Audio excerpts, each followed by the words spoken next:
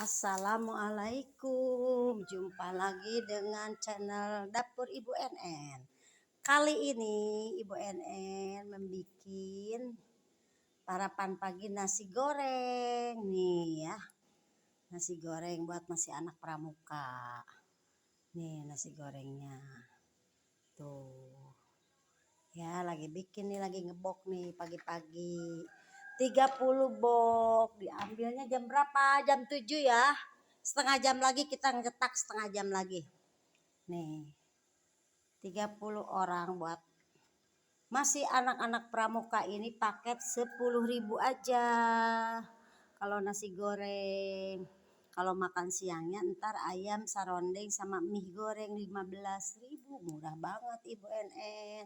Mantap, enak.